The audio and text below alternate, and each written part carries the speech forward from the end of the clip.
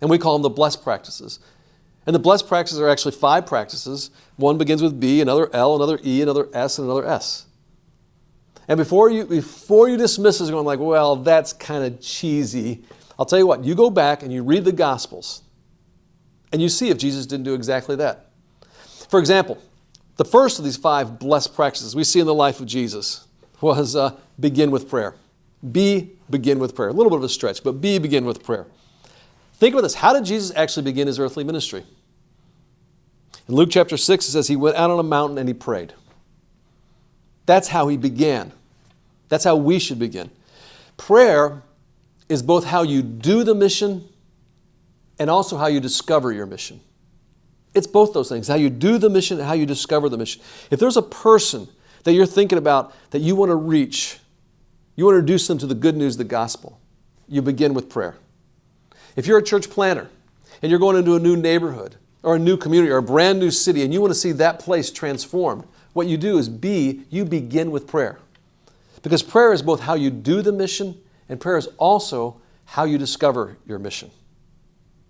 The second practice, L, stands for listen. And again, we see this in the life of Jesus. In Luke chapter 19, think about this. When Jesus heals the blind man, okay, before you get to the healing part, before he does anything, what does he do first?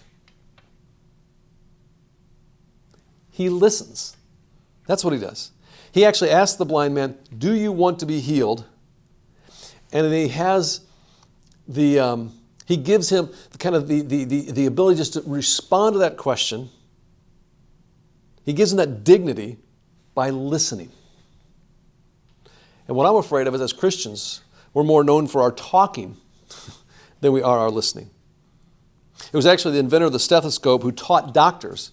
He said this, he said, doctors, you listen to your patients and they will tell you how to heal them. The third of the 5 practices is E, stands for eat. You know this is true. One of the great grievances that the religious establishment had with Jesus was that he was always eating and drinking with sinners. That was just part of how he lived. That was part of how he went about accomplishing the mission. What I discover as I talk to people in the church that I lead is almost universally, everybody wants to be engaged in the mission. They want to be a part of the mission. They want to see their neighbors, the people where they live, work, and play, come to know the love of God and follow Jesus. But the hard part is when we try to involve them and mobilize them in that, we usually ask them to be involved in another program. It's another night out. It's another event.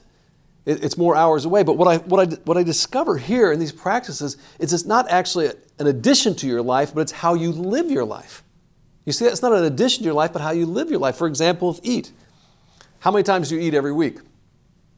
Okay, most of us probably 3 times a day, 7 days a week, 21 different times. What you have here is you have 21 different opportunities to actually include other people in your life and be involved in the mission. The fourth practice was serve. And again, you see this in the life of Jesus. It was bold. I mean, in Matthew 20:28, he clarifies his strategic approach to the mission. And he says, I didn't come to be served, but instead I came to serve. Not to be served, but to serve. And because of his model, the early church, they got this. And that is why they catalyzed this missional movement. Then the last of the 5 practices, another S, stands for story. And we see again Jesus doing this. He shares who he was. In John 14:6, for example, he says, I am the way, I'm the truth, and the life. Now, I want to be clear, there's nothing the matter with proclamation. Proclamation is important. Proclamation is essential. But I think what we're going to learn here in these B.L.E.S.S practices is that proclamation doesn't have to be first.